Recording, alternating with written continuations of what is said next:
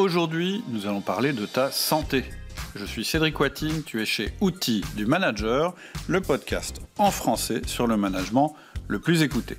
Alors là, tu te dis peut-être, qu'est-ce qui se passe? Qu'est-ce qui arrive à Cédric? Il a pété un câble, il commence à nous parler de trucs dont il n'est pas le spécialiste. Et effectivement, très clairement, la santé, qu'elle soit physique ou mentale, en tout cas surtout la santé physique, c'est pas du tout mon domaine d'expertise. Alors pourquoi j'ai décidé de faire un podcast sur le sujet? Principalement pour deux raisons. La première raison, c'est que je rencontre souvent des managers, des chefs d'entreprise, et un des trucs qui me marque chez eux, et je le vois aussi d'ailleurs dans mes entreprises, c'est que la fatigue au travail, ça fait des ravages, et ça fait des ravages non seulement au niveau de la performance individuelle du manager ou du chef d'entreprise, mais aussi au niveau de sa relation avec ses équipes et de sa capacité à mobiliser ses équipes. On va appeler ça l'exemplarité.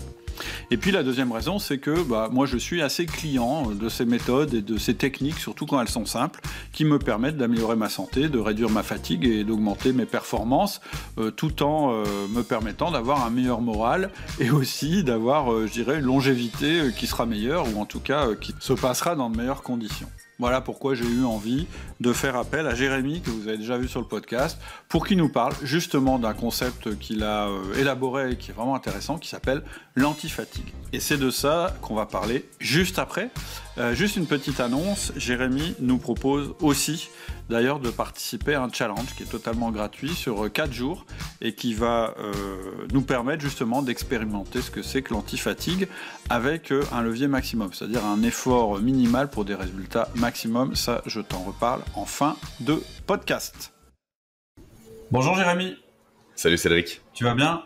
Mais ça va très bien, toi. Ça me fait hyper plaisir de t'accueillir sur le podcast pour la 2e ou 3e fois. Puisque je crois qu'on est à 4. 4, ok.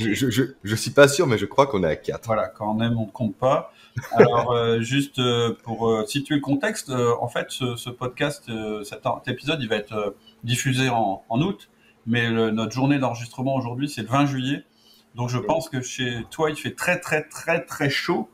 Il fait très chaud, oui. Ouais, moi je suis sur Calais, j'ai de la chance, on était à 40 degrés hier, mais aujourd'hui c'est retombé à 19, donc je suis dans de meilleures conditions que toi. On était à 41, je crois qu'on va frôler les 35, c'est déjà mieux qu'hier, mais ça reste quand même assez compliqué à gérer. Ouais, t'es dans quelle région, juste pour rappeler aux auditeurs? À Chalon-sur-Saône, donc en Bourgogne, entre Lyon et Dijon. Ouais.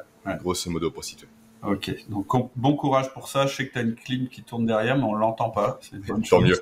C'était ma crainte avant d'enregistrer, pourvu que j'ai la clim. Ok, on commence juste en faisant les présentations peut-être. Aujourd'hui, on va parler de santé et on va parler de fatigue d'une manière générale. On détaillera ça après. Mais pour commencer, est-ce que tu peux rapidement nous dire d'où tu viens, où tu es actuellement et vers quoi tu vas? Alors d'où je viens, moi, on va faire très bref, je suis de formation RH à la base, mais j'ai un master 2 en ressources humaines. Rapidement, j'ai pris un poste de responsable recrutement à 24 ans, avec le management d'une 40aine de personnes en transversale. Je t'ai découvert quelques années avant. Je t'ai découvert, Cédric, je crois, de mémoire, en 2015, pour être précis. Ouais, c'est possible. Et après, on a commencé à échanger ensemble en 2016, si mes souvenirs sont bons. Peu importe, c'est un détail. On avait fait, d'ailleurs...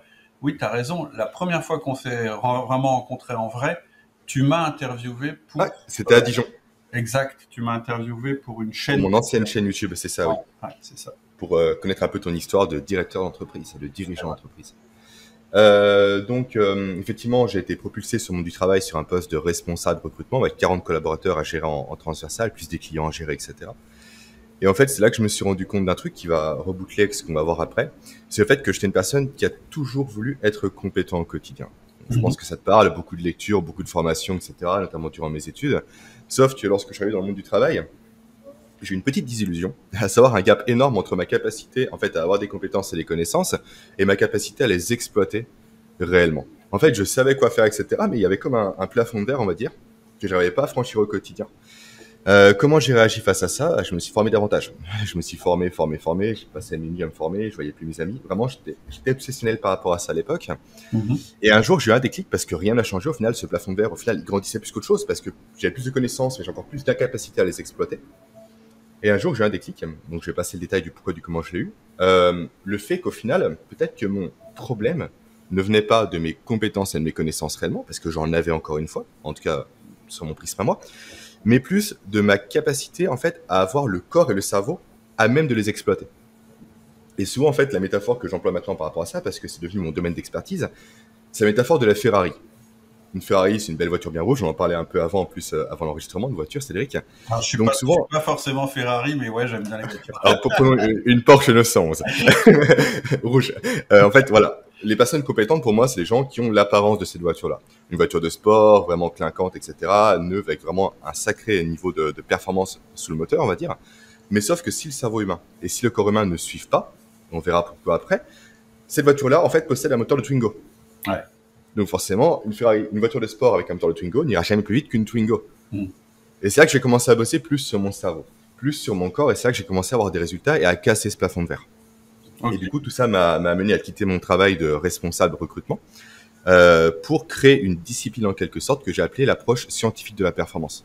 Mm-hmm. C'est comment justement optimiser son corps et son cerveau grâce à la science, grâce à des études, souvent qui ne sont pas publiques, qui ne sont pas exploitées à ce dessin-là, pour justement casser ce plafond de verre et pour aider les cadres, les managers et les entrepreneurs à le casser et à plus être frustrés au quotidien à cause de ça.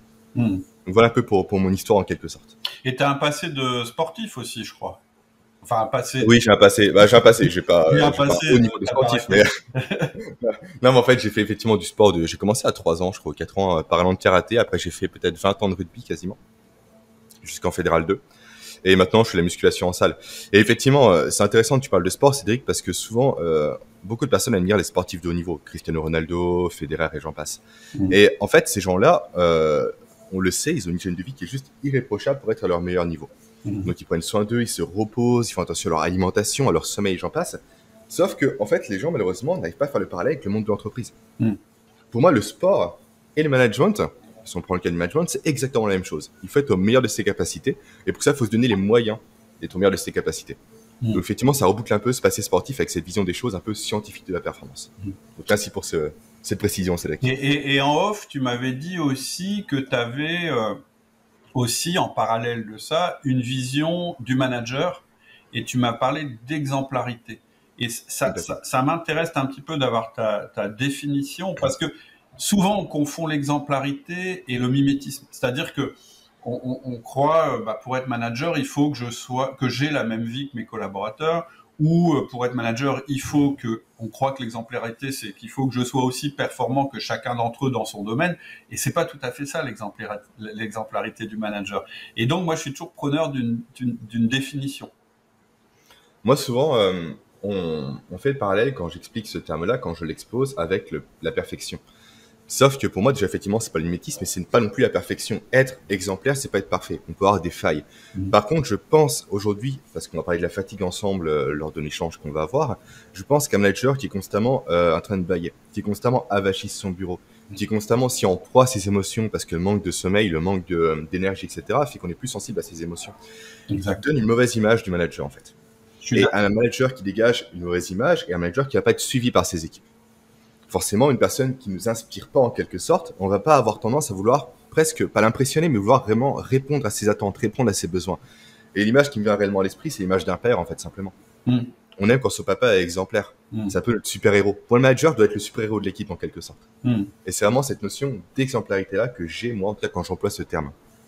Et puis, un autre aspect aussi, c'est que, travailler pour quelqu'un qui est crevé, qui a pas l'air d'être à la page, etc. Ça fait pas envie. C'est aussi simple que ça. Au-delà du fait de le trouver exemplaire ou pas exemplaire, c'est juste que c'est pas agréable. C'est-à-dire que avoir un manager qui arrive complètement éteint au 1 à 1 ou sur les nerfs en réunion, etc. Ça fout. C'est pas du tout bon pour l'énergie de l'équipe. Bon, on y va reculons, très clairement.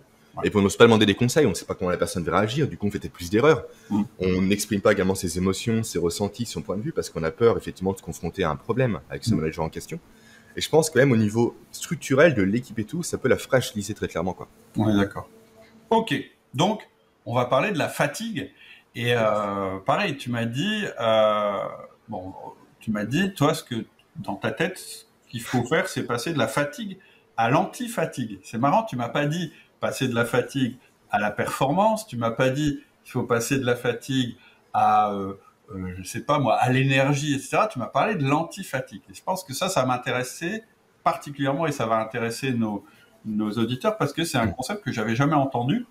Mais peut-être qu'on peut démarrer par le début et que tu nous parles déjà des signes d'un manager fatigué. C'est-à-dire, peut-être pour aider les gens qui nous écoutent à faire un petit diagnostic par rapport à leur situation actuelle, voir si elles sont dans la case fatigue ou pas dans la case fatigue déjà. Mhm. En fait, déjà, pour commencer, je distingue, moi, deux types de fatigue. Et en fait, quand je vise l'antifatigue, on en parlera juste après, je cherche pas à éradiquer la fatigue de façon générale. Ça, c'est pas possible. La fatigue est naturelle, elle est bonne pour le corps. Mais du coup, je distingue la bonne fatigue de la mauvaise fatigue. Qu'est-ce que la bonne fatigue? C'est la fatigue quand tu arrives chez toi le soir, t'es fier de ta journée. Ouais. T'as envie de dormir, mais t'es fier, t'es content, t'as accompli du boulot, t'as été efficace, t'as été productif, t'as été un modèle pour les autres. Et t'es content de te coucher avec cette fatigue-là, en fait. La fatigue un peu du vainqueur, du sportif qui a remporté une compétition, toi. La fatigue qui te dit le lendemain, je vais me réveiller pour recommencer. Ouais. Le côté presque drogue de cette fatigue-là qui est vraiment génial, je trouve. Ouais. Et en parallèle, t'as la mauvaise fatigue. Celle qui fait que le matin, tu te réveilles déjà fatigué d'être fatigué. Effectivement, c'est un élément qu'on trouve souvent aujourd'hui. Le fait que t'as les yeux qui te brûlent. Que tu es avachi sur ton bureau, que tu as du mal à te concentrer aussi. Tu es un manager, tu as un gros dossier sur lequel travailler qui est super important pour ton équipe. Tu passes ton temps sur ton téléphone. C'est la procrastination, mais qui est due à cette fatigue-là, parce que ton corps n'a pas l'énergie, ton cerveau non plus, pour se concentrer par rapport à cette tâche en question. Du coup, tu vas la procrastiner par voie de conséquence. Pareil, là, c'est la procrastination un peu, on va dire, extrême, mais tu as la procrastination déguisée, à savoir consulter tes emails. Ça t'en parle souvent, Cédric. Ouais. Le côté vraiment la fausse procrastination, le faux travail en quelque sorte. Je consulte mes emails, du coup, je me donne bon que sens, mais j'avance pas sur les sujets de fond. Ça, souvent, c'est dû à la fatigue. Pareil pour les réseaux sociaux. Combien de fois des gens vont sur Facebook, sur Instagram, sur TikTok ou autre, scrollent durant une demi-heure sans se rendre compte. Parce qu'ils sont comme hypnotisés, parce qu'ils sont fatigués, ils n'ont pas l'énergie pour sortir de ce brouillard-là. Et en fait, ces applications-là sont très bien faites parce qu'elles demandent aucune énergie au corps humain. Du coup, entre un dossier compliqué, complexe, cognitivement impactant, et une application où tu as des photos de chats, le cerveau fait vite son choix, quoi, en fait. Les chats, c'est mieux. En fait, c'est vraiment le cerveau qui t'impulse ça directement. Également, tu as cette fatigue-là, du coup, la mauvaise fatigue qui induit directement tout ce qui est trouble de l'humeur, comme on en a parlé ensemble. Ouais. Le côté plus irritable, le côté plus les gens m'insupportent, j'ai plus de mal à dialoguer avec eux. Le côté également en réunion, je décroche. Réunion super importante, je suis non pas animateur, mais je suis la réunion. Parfois, j'ai un trou durant 5-6 minutes et je ne percute plus ce qui se passe. Et d'un coup, je reviens. Là, c'est la version soft, la version plus compliquée, c'est au volant. Combien de fois au volant? Bim, absence complète. Somnolence. Ça, c'est la mauvaise fatigue. Du coup, effectivement, cette notion d'antifatigue est là pour supprimer cette mauvaise fatigue-là et pour justement privilégier la bonne fatigue. Et ensuite, pour reboucler par rapport à ta question de base, pourquoi pas parler d'énergie, de dynamisme? Parce qu'en fait, antifatigue, pour moi, permet de composer avec deux éléments différents. Déjà, c'est un terme que j'ai construit et un peu aussi plagié par rapport à Nassim Nicolas Taleb, que tu apprécies beaucoup avec antifragile. Moi, j'ai antifatigue. Du coup, ce terme-là permet deux choses. Première chose, cette notion de régularité. On n'est pas sur une notion d'énergie ponctuelle. On n'est pas super, j'ai un coup de boost, comme après un café, comme après une boisson énergisante, durant 2 heures. Là, réellement, on vise le long terme ensemble, sur 5, 10, 15, 20 ans, etc. Vraiment, c'est du long terme. Et deuxième chose, c'est que ce terme permet, selon moi, d'apprendre à composer avec la fatigue qui est aussi naturelle. À nouveau, l'idée, c'est pas supprimer toute la fatigue. En fait, naturellement, le corps humain, il suit un rythme qu'on appelle le rythme chronobiologique, peu importe le détail. En fait, c'est un rythme qui va déterminer à l'avance les pics d'énergie et les creux d'énergie qu'on va avoir en journée. Si on connaît ça, en fait, c'est juste génial. Pourquoi c'est génial? Parce qu'on peut apprendre, nous, en tant que manager, en tant que cadre, en tant même que parent, qu'être humain, peu importe, à adapter ses tâches et son agenda en fonction de ses pics, soit d'énergie, soit de fatigue. Et du coup, on va concentrer ces tâches complexes et difficiles quand on a un pic d'énergie, quand le corps est prêt, physiologiquement capable de les faire, et on va concentrer les tâches plus secondaires, comme traiter des emails, comme planifier sa semaine ou autre, ou tout ce qui est administratif de façon générale, sur des creux de fatigue. Comme ça, le corps est moins prêt et moins capable, mais peu importe parce que la tâche ne demande pas beaucoup d'énergie. Donc ça va avoir deux conséquences intéressantes. La première, c'est qu'on dit adieu au téléphone. Parce que si quand on est fatigué, automatiquement on prend une tâche qui est simple, etc., on va la faire. On n'a pas besoin de se distraire pour trouver un truc encore moins fatigant. Et deuxième chose, c'est qu'on va pouvoir simplement, en fait, arrêter de nager à contre-courant. Qu'est-ce que je veux dire par là? En fait, quand on est cadre manager, on a un temps qui est limité comme tout le monde. On a beaucoup de choses à faire, on est souvent sollicité. Et si en plus de ce temps limité, on se met des tâches complexes quand on est fatigué, en fait, on perd du temps. Une tâche qui demanderait potentiellement 1 heure pour être accomplie va prendre 1h30, voire 2 heures. C'est autant de temps perdu, fois le nombre de jours de la semaine, fois le nombre de jours de l'année, qu'on pourrait se réapproprier. Et à l'inverse, si on met des tâches très simples, quand on a beaucoup d'énergie, on passe à côté d'une belle opportunité de faire des tâches complexes. Bah, de toute façon, moi je rebondis sur ce que tu dis. C'est assez fréquent de ressentir ça. Tu as un problème que tu essayes de résoudre le soir quand tu es crevé et que tu as toute ta journée qui s'est accumulée pendant laquelle tu as procrastiné sur le problème. Tu travailles le soir, ça sort rien. Du coup, t'en peux plus, tu t'arrêtes, tu fais une bonne nuit de sommeil. Et le lendemain, tu reprends le problème et en 5 minutes, tu trouves la solution. C'est typiquement les deux états dans lesquels on peut être dans la journée. Alors, moi, je te dis le soir parce que moi, c'est comme ça. Peut-être que d'autres personnes, elles vont être plus performantes le soir que le matin, c'est pas le sujet. Mais quelque part, ça souligne bien un exemple où la même personne, elle peut être ultra efficace et du coup générer moins de fatigue pour la résolution d'un problème, ou au contraire générer de la fatigue sur de la surfatigue, etc., etc. Ou tu as l'autre exemple aussi de la personne qui justement bosse le soir, pour reprendre ton exemple, qui pense bien travailler, qui se réveille et au fait elle voit qu'elle a fait n'importe quoi. Oui, exact, ça aussi. Du coup là ça met plus en exergue effectivement cette notion d'erreur induite par la fatigue. On pense bien faire les choses mais on passe à côté de plein de détails importants, on fait beaucoup d'erreurs et au final en tant que manager on est décrédibilisé par rapport à sa direction et même par rapport à ses collaborateurs. Exact. Donc, effectivement il y a les deux versants en fait. Exact. Et j'ai eu un exemple il y a pas longtemps d'ailleurs avec quelqu'un avec qui je travaille régulièrement, où on s'est rendu compte qu'on avait passé une après-midi, mais on était tous les deux fatigués. C'était avant de prendre des vacances, etc. Rien n'est sorti de cette réunion de positif. Moi-même, que je suis sorti chez moi, je suis revenu chez moi, j'avais pas le moral, etc. Là, je reviens de 4 jours au vert, etc. J'ai rencontré cette personne et en quelques heures, on a complètement fait un travail qui était extraordinaire. On était juste pas. Et il y a un deuxième truc, juste qui m'intéresse vachement dans ton idée de bonne fatigue et de mauvaise fatigue. Ça me fait, et tu as parlé aussi des réseaux sociaux, je trouve que ça connecte très très fort avec un élément dont j'ai déjà parlé sur le podcast qui s'appelle le flow. Cet état où on peut se retrouver, alors j'ai fait une vidéo là-dessus que vous pouvez retrouver sur la chaîne YouTube, mais en gros, il y a 5, voire 6, parce que vers la fin, le chercheur qui a développé Je te laisse dire son nom, Cédric. Mirai Miali, voilà. Il a un nom un peu compliqué à retenir, mais en fait, il dit, voilà, l'humain, il peut rentrer dans des états de travail extrêmement agréables s'il réunit ces 5 critères, voire 6 critères. Et on l'a tous expérimenté, c'est ce moment où on est dans le travail et on est productif et ça se passe bien et on oublie la notion du temps, etc. Et ça va générer un sentiment très très agréable lié au travail qu'on est en train de faire. Et il dit, ça s'appelle le flow.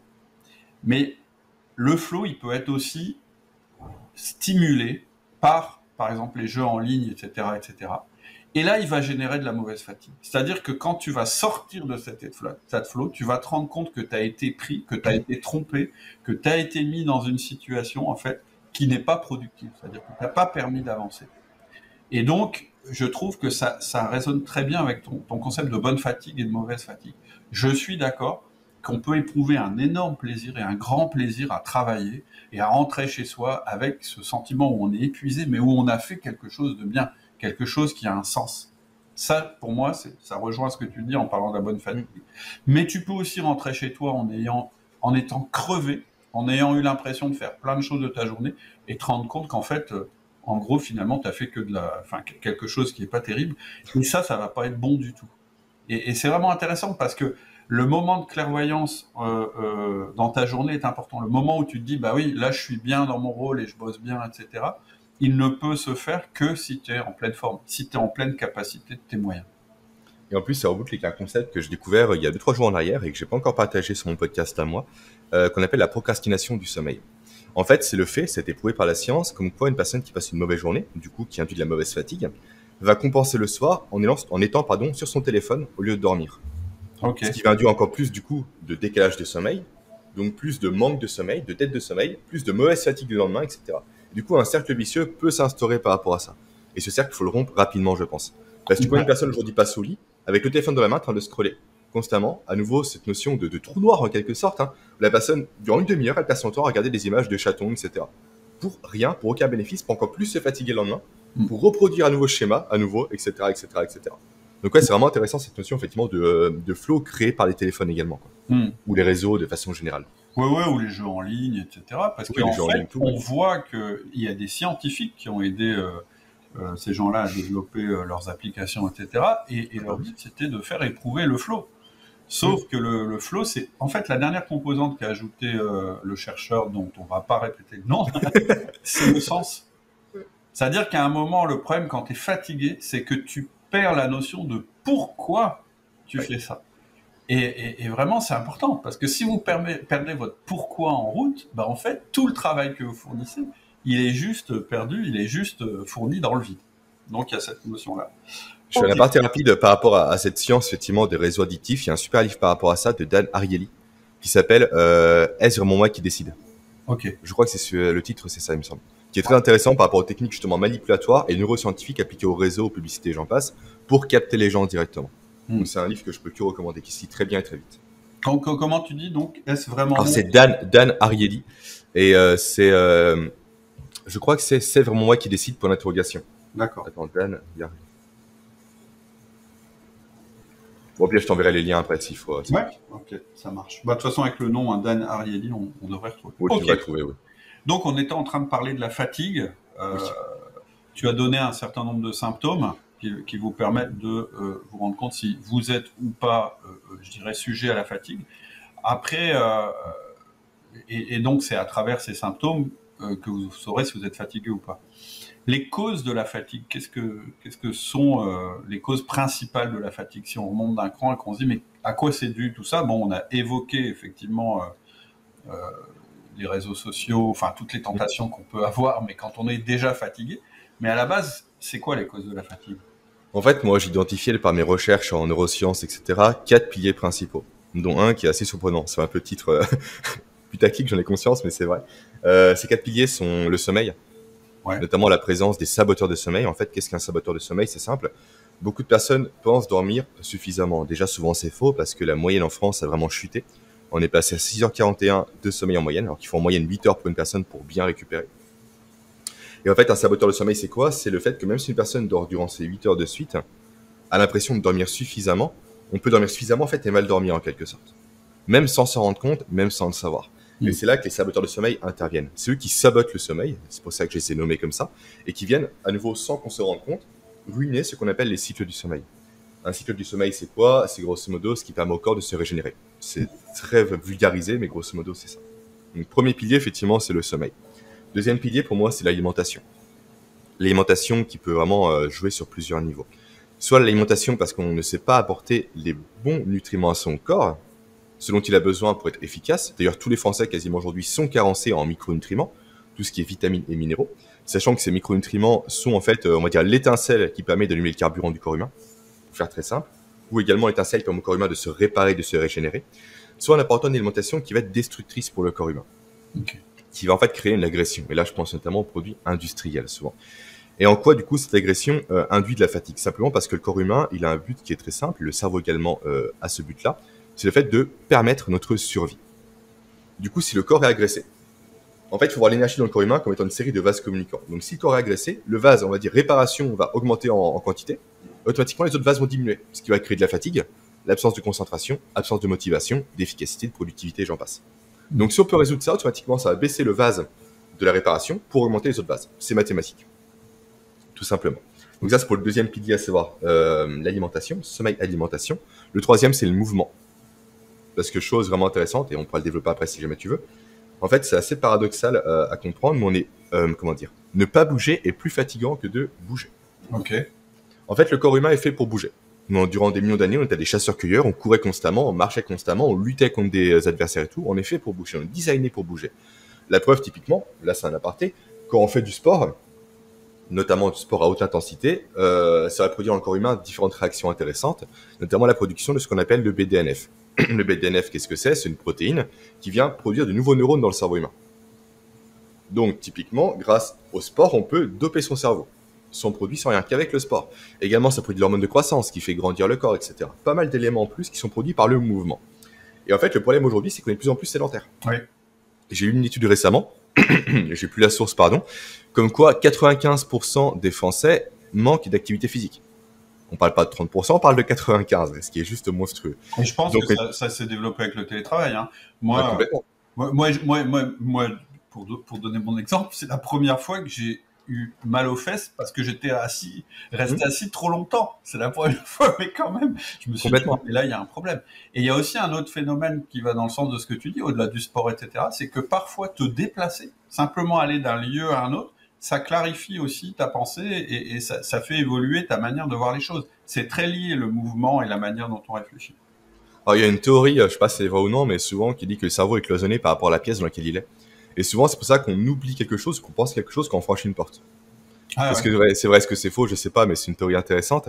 Et c'est marrant que tu parles effectivement de ne plus sentir ses fessiers, parce qu'il y a un phénomène qui s'est développé depuis quelques temps, qui s'appelle l'amnésie des fessiers. Qu'est-ce que c'est? C'est qu'à force d'être assis sur ses fessiers, en fait, on n'arrive plus à recruter les muscles des fessiers, qui sont pourtant les muscles les plus importants du corps humain. Et ça va reboucler avec le manque de mouvement, parce qu'en fait, à cause de ce manque de mouvement-là, de cette notion de sédentarité, on vient fragiliser le corps humain. Okay. Notamment, quand on est au bureau, on a souvent les épaules qui sont en avant, la nuque qui est en avant, même le regard qui est pas droit, parce que souvent les bureaux ne sont pas ergonomiques. On est souvent avachi, etc. Ça crée des micro-lésions, des micro-douleurs, des micro-inflammations. Et là, je reprends l'analogie avec les vases communicants. Ça augmente le vase de la réparation, parce que ça met le corps en danger en termes de survie, ce qui diminue factuellement les autres vases. Okay. Et enfin, dernier élément qui va faire écho à Nassim Nicolas Taleb, l'absence de volatilité. En fait, ça reboucle avec la notion d'antifragilité.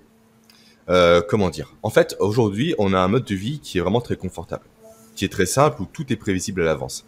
Ce qui fait que le corps humain n'est plus jamais surpris. Et sauf que le côté surpris, le corps humain doit s'adapter à quelque chose qui vient justement le surprendre, l'interloquer, le prendre au dépourvu, est bon pour le corps. Ça va créer des réactions pour surcompenser, pour faire face à cette notion, on va dire, qui nous survient en visage. Typiquement, par exemple, quand nos ancêtres faisaient face à un tigre à dents de sabre, automatiquement, le corps se mettait en marche pour lutter ou pour survivre. Et ça crée des mécanismes, notamment la sécrétion de ce qu'on appelle les catécholamines, qui viennent doper le cerveau, la concentration, le côté focus par rapport à l'adversaire, et également le côté oxygénation pour fuir. Et ça, on l'a perdu. Du coup, on est sur un corps aujourd'hui qui, malheureusement, n'a plus cette capacité à créer ces catécholamines-là pour rendre le cerveau plus efficace et plus focus. Et ça, on peut les recréer en créant des stress physiques volontaires sur son corps. Typiquement, je sais pas, le fait de prendre une douche froide. Par exemple, c'est bête, c'est un peu souvent. Je sais que t'aimes pas trop, Cédric. On a déjà parlé ensemble. J'ai vu ta moue à la caméra. En fait, c'est simple, une douche froide, c'est va créer un stress physique. Et quand je dis froid, c'est pas spécialement à zéro, c'est froid pour soi. Ouais. Ça, c'est important également parce qu'il y a un effet rebond. Si on met froid zéro d'un coup, alors qu'on n'est pas habitué, ça va stresser trop le corps et il ne pourra pas rebondir. Par contre, un froid qui est froid pour nous, qui ne sera pas un froid pour moi ni un froid pour les voisins, va venir stimuler ces catécholamines. Et du coup, cet effet de focus, de concentration, d'éveil, de respiration augmentée, j'en passe, on va le conserver durant quelques heures après. Du coup, c'est bête, une stratégie toute simple pour booster son corps naturellement le matin, à la place du café typiquement. Certes, c'est plus compliqué qu'un café, parce qu'il faut avoir le corps tout long. Moi, en termes d'énergie, c'est la nuit et le jour. Faut que t'essayes, Cédric. J'ai essayé. Non, j'ai essayé. Après, je trouve que il faut essayer. Il faut essayer, et j'avoue que ça marche. Et par ailleurs, ce qui est intéressant, c'est toujours de remonter au concept. Et en fait, le concept, c'est la volatilité. Voilà, c'est le fait de créer des mini-crises pour que ton corps et ton cerveau restent en éveil et construisent toujours des adaptations permanentes. Et c'est vrai que ça marche avec la douche froide, mais ça peut marcher avec d'autres choses. Avec plein d'autres choses. J'en parle dans le programme dont on parlera après. Et moi, en fait, j'ai poussé jusqu'au bout cette notion de volatilité parce que je la tire sur un lancer de dés tous les jours. Okay. En fait, j'ai créé différentes fiches qui, en fait, guident l'action que je dois faire, qui me stresse au quotidien et sur un lancer de dés. Parce que souvent, en fait, le cerveau, à nouveau, il est sur une notion d'économie d'énergie pour justement permettre la survie. Donc, naturellement, si on tend à laisser agir le cerveau, on va constamment se heurter au chemin de moindre résistance. Qu'est-ce que c'est? C'est faire l'action la plus simple pour nous. Et du coup, si c'est la plus simple pour nous, forcément, celle qui aura moins de bénéfices aussi. Donc, sur un lancer de dés, c'est que du hasard. On n'a pas le choix. Malheureusement, on n'a pas envie. Le dé l'a tiré, et ben on y va quand même, quoi. Donc voilà comment je l'ai poussé un peu à l'extrême. En plus, c'est assez ludique, c'est assez gamifié de faire ça. Quand on se lève le matin, on tire ses dés. Ah tiens, j'ai ça à faire aujourd'hui, il faut que je le fasse. Ah ok. Du coup, j'impulse la volatilité comme ça dans mon quotidien, à mon niveau. Tu vois. Alors tu vois, il y a aussi un bouquin que j'ai commencé à lire, que j'ai pas fini, c'est un de mes bouquins pour les vacances. Ça s'appelle Prendre la route. D'accord. Et je vais raccrocher à l'idée de l'automobile. Où en fait le gars en fait qui fait ça, c'est un professeur de philosophie. J'ai oublié son nom, mais le bouquin s'appelle Prendre la route. Et en fait, lui, il est prof de philo et en même temps, il est passionné d'automobile et de moto, et donc il a un garage de réparation de tuning de voiture, etc., etc. Ok. Et il explique que pour lui, en fait, tout dans notre société converge à rendre les choses plus confortables et plus sécurisantes. Et il prend d'ailleurs comme image le film Wall-E, je crois que c'est de Walt Disney, où on voit qu'en fait les humains finalement deviennent des espèces de personnes obèses sur des machins Complètement assistés, etc. Oui, qui sont nourris par des machines. Et lui, en fait, comme il est passionné de voiture, et c'est ça qui nous intéresse, en fait, il fait aussi le parallèle entre la conduite automobile totalement assistée par un ordinateur qui fait qu'en fait, il n'y a plus d'accidents, plus de risques, plus rien, etc. Et il dit, en fait, est-ce que c'est vraiment bon pour l'humain? Alors oui, d'une manière générale, oui, parce que ça réduit le taux d'accident, etc. Mais ça réduit aussi la volatilité. C'est-à-dire que ça réduit aussi le fait que on a des réflexes pour éviter, pour conduire le mieux possible, pour être concentré sur notre conduite, tout ce que tu évoquais tout à l'heure. Et en fait, à force de se mettre tout le temps en mode que confort, que sécurisant, en fait, on s'amoindrit. Nos capacités s'amoindrissent. On ne sollicite plus notre capacité d'adaptation. Et tu vois, ça rejoint ce que tu dis. Et voilà, bon, la douche froide, c'est la version de Rémi. Moi, ce serait la conduite. Je fais de la conduite sur circuit, hein, juste pour dire, je m'efforce de pas mettre les autres en danger, etc. Mais quelque part, ça fait partie aussi de ces petits challenges, de ces petites choses qui font que on est obligé de s'adapter, de se remettre en question en permanence. Donc, toi, truc tout bête par rapport à la conduite, pour boucler, tu as raison, effectivement. Le fait qu'on conduise de façon automatique grâce au véhicule actuel fait également qu'on a une vision qui va diminuer. Parce qu'on a constamment une vision qui sera en face de nous. Ouais. On va de plus en plus délaisser les contrôles rétro, etc., les contrôles, on va dire, humains. Et en fait, on a différents éléments dans les yeux, les cônes et les bâtonnets. Et en fait, en délaissant la vision périphérique, on risque de la perdre au bout d'un moment. Elle va se diminuer. Du coup, à nouveau, ça va fragiliser le corps humain. Et en cas de danger, on sera moins réactif également par rapport à ça. Donc, effectivement, conduire naturellement soi-même, c'est mieux, c'est plus antifragile. Parce que quand on frôle l'accident, on sait ce que ça fait. Et du coup, on apprend à réagir. On comprend comment le corps fonctionne face à un accident aussi. Tout à fait. Et c'est intéressant. Et lui, il dit d'ailleurs que finalement, aujourd'hui, dans une voiture, les écrans grandissent, alors que le pare-brise reste toujours de la même taille. La rétrovision, elle est beaucoup moins bonne. Hein. On a beaucoup de voitures où on voit plus ce qui se passe derrière parce qu'on a une caméra ou un système pour nous le montrer, etc. Et finalement, le réel, alors lui, il prend comme exemple la voiture, mais si on réfléchit, on va retrouver ça dans toute notre vie actuelle. Finalement, en fait, le réel s'est réduit à un écran comme les autres. Sauf que le réel, c'est ce qui fait qu'on va devenir, qu'on va avoir des crises, qu'on va être sollicité. C'est l'aspect non maîtrisé de notre environnement qui est important. Donc voilà, je voulais faire ce parallèle. Après, le stress, on l'a aussi quand on prend son vélo et que voilà, on a l'air qui souffle, qu'on prend une bosse et qu'on est déséquilibré, qu'on doit se rééquilibrer, etc., etc. Il y a plein de manières il y a plein de leviers activés, bien sûr, de solliciter ce dernier des 4 piliers. Donc je reprends juste tes 4 piliers. Le premier, c'est le sommeil. Le deuxième, c'est l'alimentation.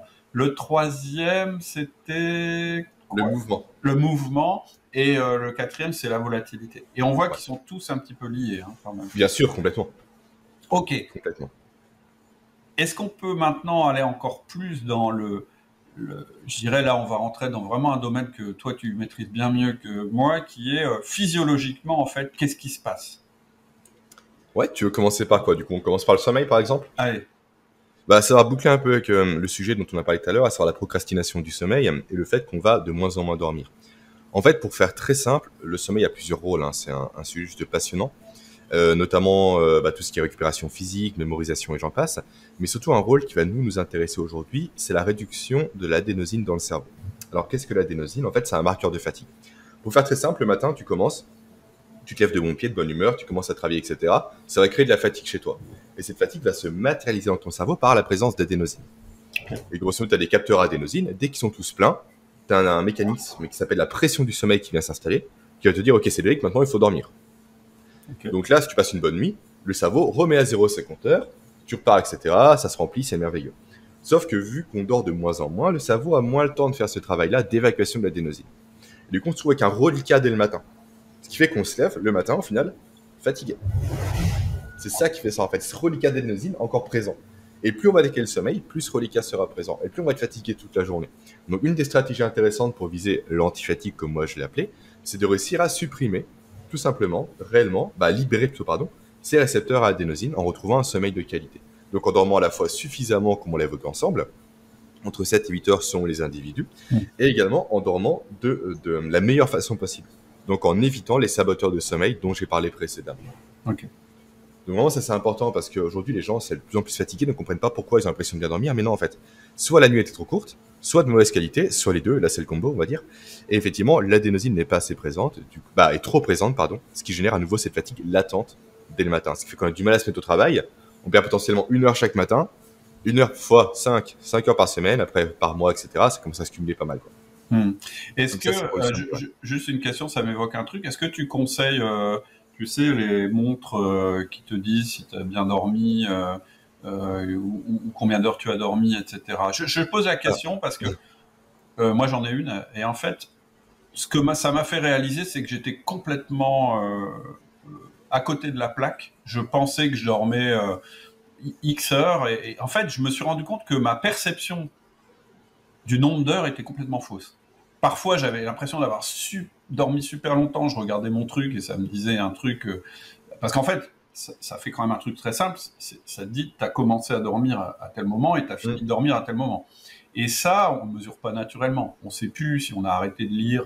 Moi, je lis dans mon lit le soir avant de m'endormir. Si j'ai arrêté de lire à minuit ou à 11 heures, je m'en souviens plus le matin. Et quand j'ai regardé mes heures, j'étais complètement à la rue. C'est-à-dire que j'avais l'impression d'avoir dormi beaucoup d'heures et mon truc me disait, bah non, t'as dormi 6 heures. Ou j'avais l'impression de ne pas avoir bien dormi du tout. Et en réalité, j'avais eu 7h40 de sommeil effectif.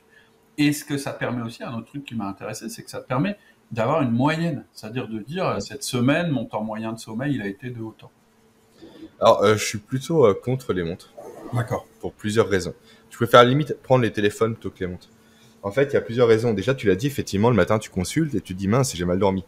Ça peut impulser un état de, en fait, je me sentais bien, mais d'un coup, putain, j'ai mal dormi, du coup, je suis fatigué. Toi, t'as cette notion-là qui peut aussi arriver, toi. Je sais qu'Aurélie, était comme ça à l'époque. Attends, je regarde ma montre.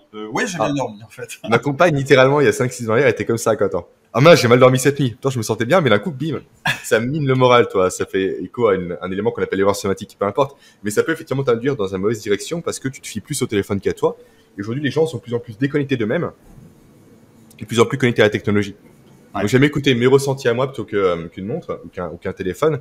Et autre élément qui me fait aller contre ces technologies, on va dire, c'est l'émission d'ondes directement. Okay. En fait, les montres, pas toutes, mais certaines émettent des ondes. Avant, j'en avais une, j'ai testé ça avec un appareil, j'ai dit stop, en fait, ça émet trop d'ondes. Et les ondes sont mauvaises pour le sommeil. Pourquoi ? Parce que le cerveau fonctionne par des ondes, tout simplement. Donc, dormir en fait avec une montre connectée à côté de sa tête toute la nuit, ça fait partie des saboteurs de sommeil potentiellement, tu vois. Okay. Ça dépend encore une fois des modèles, les gens passent. Là où le téléphone, tu le mets sur table de chevet, tu le mets en mode avion, tu prends l'application qui va bien. S'il n'est pas branché, en fait, tu as beaucoup moins de risques d'ondes. Et ça attaque également ton sommeil. Le seul problème par rapport au téléphone, c'est qu'il faut le déclencher manuellement, quoi. Ouais. Là où ta montre, effectivement, c'est automatique. Elle repère ta respiration, le mouvement de ton corps. Du coup, automatiquement, elle te dit à 23h, tu étais couché. Non, donc, seulement, effectivement, une démarche en plus. Et puis, moi, j'ai comme règle pas de téléphone dans la chambre. Alors, ça, il reste à la porte. Et pas très bonne règle. Ouais. Ok, donc, excuse-moi, je t'ai fait diverger. Donc, le poids de l'adénosine, on a compris. L'adénosine, c'est quelque chose qui va être un marqueur de fatigue et le risque c'est d'avoir cette espèce de... Un reliquat. Ouais, tout à fait. Ok. Est-ce qu'il y a d'autres explications physiologiques par rapport à la fatigue ? Bon, on peut passer sur le deuxième pilier, comme ça on peut un peu tous les passer en revue. Du coup, on passe sur la nutrition. Ouais. Y a tellement d'éléments à dire par rapport à la nutrition, c'est assez impressionnant. Mais l'élément numéro 1, et en plus, j'ai booké avec une stratégie de négociation juste après, fais-moi y penser, qui peut être intéressante, à partir rapide. C'est de surveiller, en fait, comment dire, de faire attention à ce que la glycémie provoquée par ces repas ne soit pas trop importante. Maintenant, je reformule en français. En fait, c'est simple. Le corps humain, il fonctionne principalement au glucose. Le glucose, c'est quoi ? C'est les sucres. Donc, les pâtes, le riz, le sucre blanc aussi, même si je le déconseille très fortement, etc. Les patates douces. Tout ce qui est féculent, tout ce qui est tubercule, etc. Dedans, il y a des glucides. Sauf que toutes les glucides ne se valent pas. Certaines font monter très rapidement le taux de sucre dans le sang parce qu'elles sont rapidement assimilables et d'autres très lentement. Okay. En fait, ça a une conséquence, ça. Quand le taux de sucre monte trop rapidement dans le sang, le corps voit ça en fait comme étant un danger potentiel. Parce que lui, il doit viser, je crois de mémoire, pour un bon fonctionnement, les 1,2 g constamment par litre de sang. Donc forcément, si on prend un élément sucré, c'est comme quand on met du sucre dans de l'eau, le taux de sucre va augmenter. Donc ça, c'est une menace pour le corps humain. Il voit ça comme un danger pour que ça survive, donc il va réagir. Comment il réagit ? En produisant de ce qu'on appelle l'insuline. Là, les diabétiques me comprennent très bien, je pense.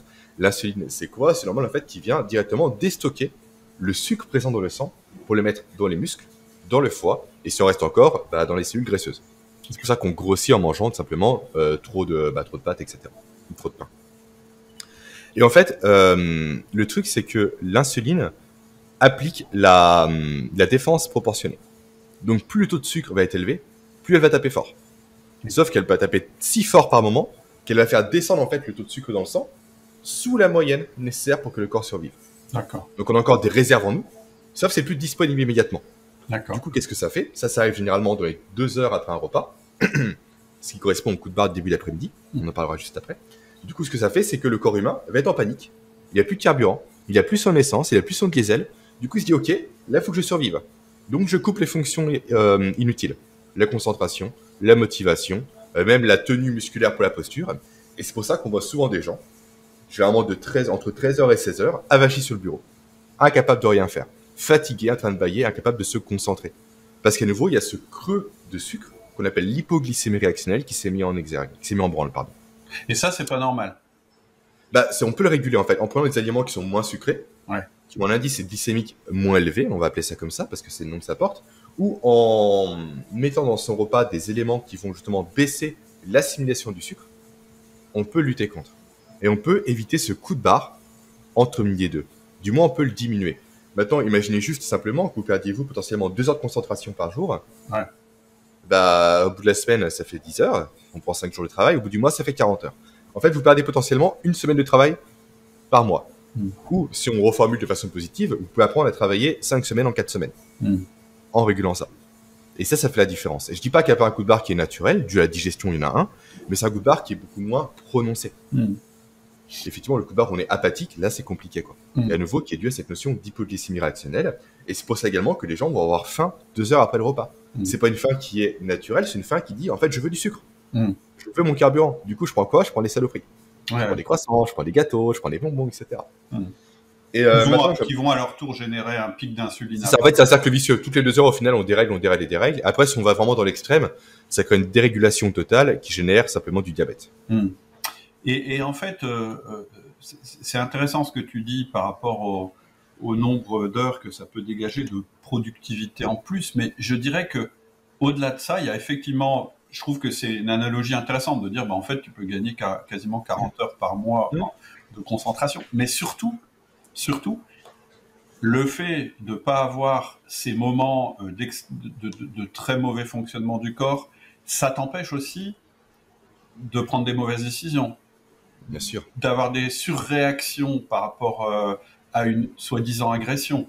En fait, c'est pas une agression, c'est juste que ton cerveau, il n'est pas mobilisé pour dire mais non, c'est juste une question d'un de tes collaborateurs, etc., etc. C'est pas seulement la productivité en plus que tu vas avoir, c'est aussi la qualité de tes décisions, le meilleur levier que tu vas trouver en permanence pour faire performer ton équipe de manière plus efficace, etc., etc. C'est pas juste du volume en plus, c'est aussi un meilleur fonctionnement global de ton cerveau, de tes réactions par rapport à ton environnement, etc., etc. Et justement, 2 choses par rapport à ça. Déjà, tu as raison. Typiquement, tu es recruteur, parce que c'est un sujet qu'on a traité ensemble en formation. Tu es recruteur, ne fais jamais un recrutement après un repas qui est chargé. Parce que tu veux te débarrasser de la personne. Exact. Et là, ça reboucle avec une chose dont je voulais parler avant, la négociation. Vous voulez négocier un contrat efficace, partez avec un client au restaurant. Gavez-le. De n'importe quoi, vous mangez une salade. Et après, faites jouer le temps. Simplement dans son bureau. Alors, je vais se débarrasser de vous. Alors, je vais te dire, c'est marrant, mais moi, c'était pas. Alors, je faisais ça il y a longtemps, mais voilà. Moi, j'ai jamais été quelqu'un qui a consommé beaucoup d'alcool, et surtout pas le midi. Et en fait, voilà, moi, j'avais des clients, une partie de mes clients qui étaient plutôt des gros consommateurs. J'en faisais un avantage, c'est-à-dire que finalement, je me disais je vais attendre un peu, une fois qu'il sera bien machin, et effectivement.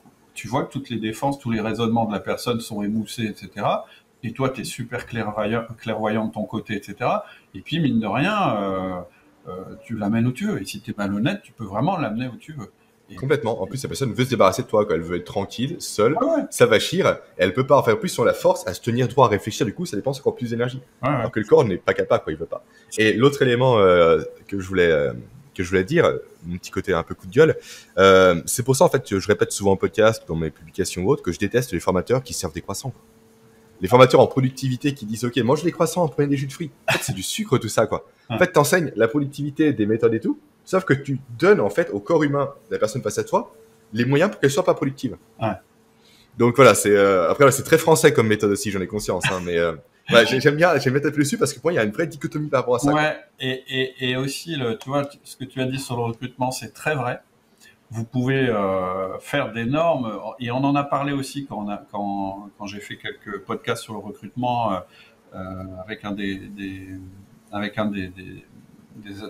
auditeurs qui avait utilisé notre méthode recruteur d'élite qu'on a faite ensemble, et il expliquait que le fait, alors on parlait pas du tout de nutrition, etc., hein, c'était pas le sujet, mais par contre le fait d'avoir une méthode et je dirais des guidelines qui empêchent justement que tu puisses trop dériver par rapport à ton idée, à la construction que tu as faite par rapport au recrutement, eh bien ça lui a permis de réduire drastiquement les mauvais recrutements liés à la fatigue. Donc cette histoire de recrutement, elle est très vraie. Souvent tu reçois un collaborateur, un futur collaborateur éventuel à 14 heures, tu risques soit de le rejeter ou soit de le garder, alors que c'était pas du tout ce que tu voulais faire. Parce qu'il y a la fatigue qui s'installe, parce que tu es moins vigilant, parce que tu te laisses un peu plus manipuler, ou au contraire énervé par rapport à des choses qui sont finalement pas très importantes par rapport au poste, etc. etc. Parce que tu creuses moins, parce que tu veux t'en débarrasser, quoi. Peut-être que ça se termine pour être tranquille. C'est clair. Tu creuses pas, tu vas pas au fond des choses, tu passes à côté d'éléments potentiellement bloquants et tu le vois pas. Exactement. Et donc, en fait, finalement, tu perds du temps. Autant ne pas faire cet entretien si tu es dans cet état-là. Complètement. Ok. Et après, du coup, le dernier pilier, parce que la volatilité, on en a déjà beaucoup parlé ensemble, avec les douches froides notamment, n'est-ce pas, Cédric? C'est le running gag de l'échange. Il reste du coup le mouvement. Donc, effectivement, le mouvement, comme je dis, ça crée des micro-lésions au niveau du corps humain. Le mouvement, en fait, il y a différents éléments pour l'impulser. Un élément que j'aime bien mettre en évidence, moi, c'est ce que j'appelle le NEAT. N-E-A-T. Pour Non-Exercise Activity Thermogenesis. Pour faire très simple, c'est des mouvements du quotidien qui demandent aucune dépense réellement énergétique. Le fait de prendre l'escalier ou de prendre l'ascenseur. Le fait également de jouer avec ses enfants.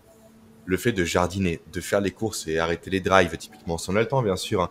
Le fait d'aller au travail à pied, et si on peut pas, s'arrêter en transport en commun, un arrêt avant pour poursuivre à pied. Vraiment pas mal de choses, toutes simples à mettre en place pour bouger. Le fait de marcher en téléphonant.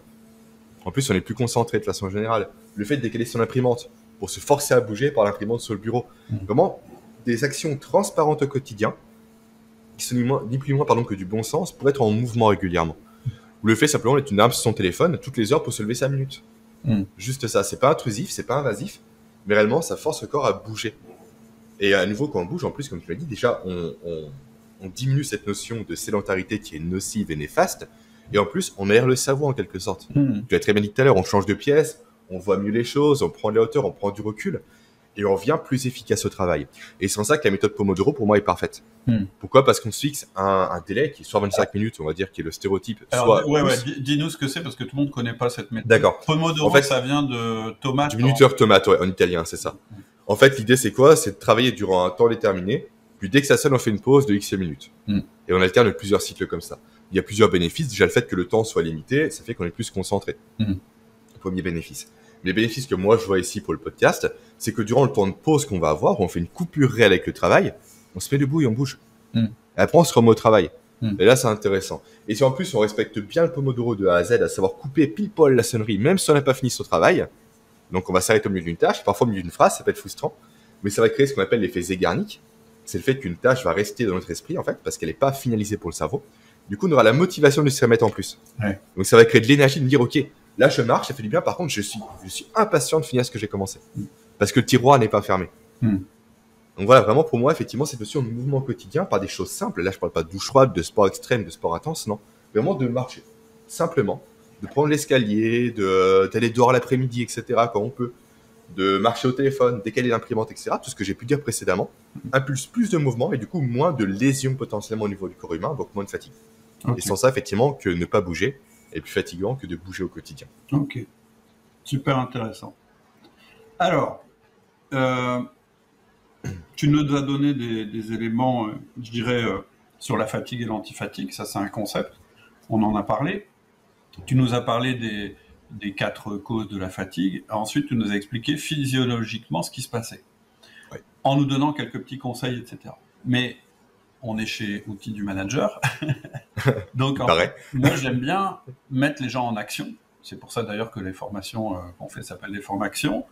Et avant de faire ce podcast, en fait, ce que je t'avais demandé, on l'a déjà fait d'ailleurs une fois dans le passé, on avait déjà fait un truc comme ça, c'est de dire est-ce que on pourrait pas proposer à ceux qui ont été motivés par l'écoute du podcast, proposer un programme tout simple déjà pour commencer à sentir, parce que moi je crois à ça, je pense qu'on apprend aussi en faisant et en voyant les bénéfices de ce qu'on fait. Donc, avant de faire ce podcast, ce dont on avait discuté, c'est que tu puisses vraiment proposer quelques actions très concrètes qu'on puisse mettre en œuvre pour déjà changer un peu notre quotidien, mais aussi sentir ce qu'on peut vraiment tirer d'une prise en main de notre santé. C'est pour ça que le podcast s'appelle État Santé, et d'une santé qui permette, je dirais, d'aller de la fatigue vers l'antifatigue. C'est vrai que la santé, on l'a pas assez évoqué, mais réellement, c'est le fil conducteur qu'il y a derrière aussi. On parle de performance, mais la santé aussi est liée parce que tout est lié. Un corps qui est fatigué, qui est malade, n'est pas performant. C'est clair. Donc, effectivement, pour boucler le titre, très bien trouvé, Cédric.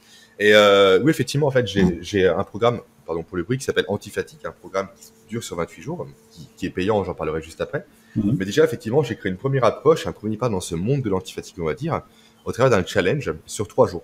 Simplement 3 jours. Où justement je parle des piliers qu'on a vus ensemble durant ce podcast-là de façon plus approfondie, notamment je parle des saboteurs de sommeil, j'en présente un, et j'explique les actions à mettre en place directement pour commencer à avancer, à cheminer vers l'antifatigue. Donc ça dure 3 jours à nouveau, c'est très court, c'est très bref. L'idée à nouveau, c'est d'impulser chez vous des nouvelles habitudes, des nouveaux réflexes, créer presque aussi un changement de paradigme, voir les choses un peu différemment, notamment par rapport à l'alimentation. Et chaque vidéo se conclut par un passage à l'action. D'accord. C'est important pour moi aussi. La théorie, c'est bien sympa, c'est bien cool, sauf la théorie, ça ne produit pas de résultat. Tant qu'il n'y a pas d'action, il n'y a pas de résultat. Donc, à chaque fois, l'action n'est pas compliquée à faire, elle est simple à mettre en place, mais c'est le cumul de ces 3 actions-là qui vont donner un bénéfice sur le court, sur le moyen, sur le long terme. Ok. Donc, si les gens sont intéressés, je crois que tu as prévu de mettre un lien en ouais, je mettrai un lien en descriptif du podcast et je renverrai le lien à la liste des mails privés, puisque au moment où on proposera ça, moi je serai en vacances, donc je serai pas de mail privé. Mais voilà, je sais qu'en orientant les personnes vers ton challenge, sur 3 jours, c'est ça, c'est 3 mails qu'on reçoit avec une vidéo. C'est ça, en fait, il y a le jour 0 qui est la vidéo qu'ils reçoivent le jour au moment de l'inscription, avec vraiment où je présente ma philosophie, ma façon de travailler, cette notion d'approche scientifique de la performance qui m'a conduit un peu à mettre ça en place. Et également, je présente le pilier de cette approche qui s'appelle la pyramide de l'approche scientifique de la performance, justement. Et après, effectivement, les jours suivants, sur 1, 2, 3, il y a 3 vidéos, une fois par jour. D'accord, ok. Une vidéo par jour sur 3 jours. Pardon. Voilà. Donc voilà, ce que je proposais, c'était ça. Moi, je sais pas du tout ma spécialité, vous l'avez compris. Moi, je suis plutôt client, mais très intéressé par le sujet, parce que voilà, quand on a des responsabilités multiples, c'est bien aussi déjà de faire attention à soi. Parce que je pense que l'amélioration, elle commence par sa propre amélioration, et puis aussi d'être performant, c'est-à-dire de pas faire subir à nos interlocuteurs notre fatigue, etc., qui de toute façon se retournera contre nous un jour. Même famille, au final, de façon plus générale, quand on rentre chez soi fatigué le soir, sur les nerfs, etc., à cran, il n'y a pas le côté pro, il y a le côté vraiment global des choses, où être énergique, dynamique et avoir cet antifatigue au quotidien est bon pour soi sur tous les aspects de sa vie. Ok. Donc, pendant ces 4 jours, donc finalement, un jour de présentation et 3 jours. Jour 0, après 3 jours, et puis à la fin, tu proposeras aussi ton programme. Voilà, et c'est sur 28 jours, et ça, c'est normal. En fait, ton programme, c'est la suite, c'est-à-dire que on a à nouveau une action concrète à faire à chaque fois, etc. C'est ça, en fait, j'ai mis au point récemment un format de programme qui est plus axé challenge que programme classique, on va dire. Vraiment, on est sur X jours pour atteindre tel résultat, savoir l'antifatigue ici en l'occurrence, avec une action à mettre en place chaque jour. En fait, chaque matin, les gens auront un lien pour se connecter à l'espace de formation durant 28 jours. Et chaque jour, une vidéo qui dure entre 8 et 12 minutes. Du coup, c'est très court. C'est le but aussi, c'est vraiment être plus sur le passage à l'action que sur la théorie, même s'il y en a forcément. Et chaque jour, chaque vidéo, suivi d'un passage à l'action. Là, notamment, je présente comment mettre en place mon protocole de lancer de dés. Je parle plus de la glycémie, je parle de pas mal d'éléments tels que l'erreur somatique, pas mal d'éléments qui sont vraiment plus complexes à aborder, plus longs, et qui permettent d'aller plus loin pour les gens qui veulent aller plus loin.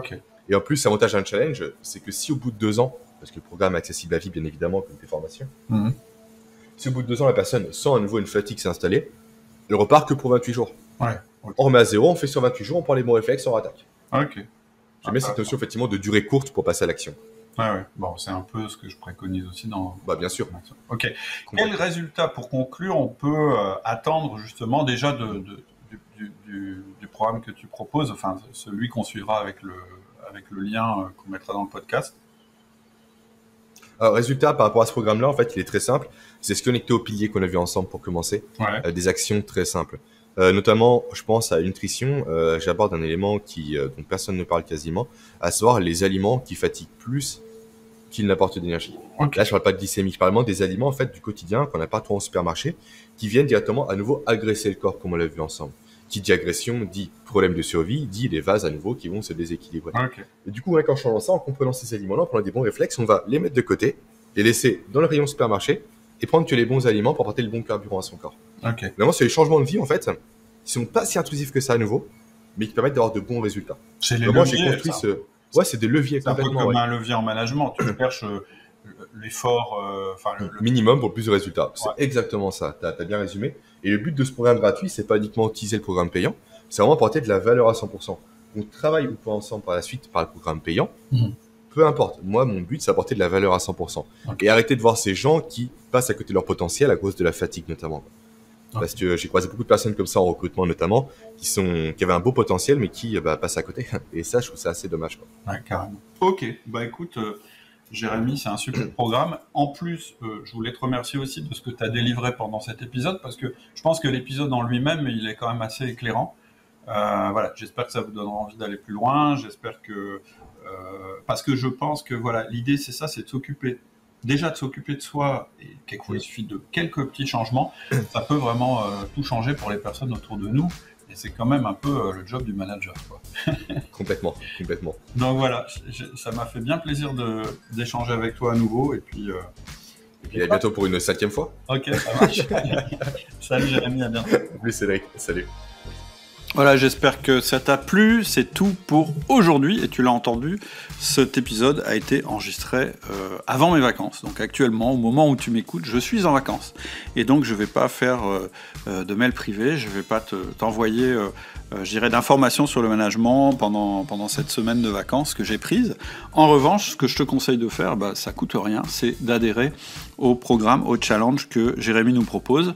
C'est gratuit, il va évidemment en profiter pour présenter une de ses formations qui est payante, mais voilà, tu peux aussi faire le programme et je te garantis que tu en retireras des choses. C'est un programme que j'ai suivi et qui est très efficace et qui permet de comprendre comment peut se passer de manière très concrète l'antifatigue. Donc vraiment, je le conseille. Je répète, je ne suis pas un expert, mais je suis un bon client de la chose. Et quand je dis que quelque chose fonctionne, c'est que je l'ai testé. Donc tu peux tester ce programme simplement en suivant le lien que je vais mettre en descriptif du podcast. À bientôt, très bonnes vacances si tu en prends, et bon courage si tu n'es pas encore parti. Au revoir.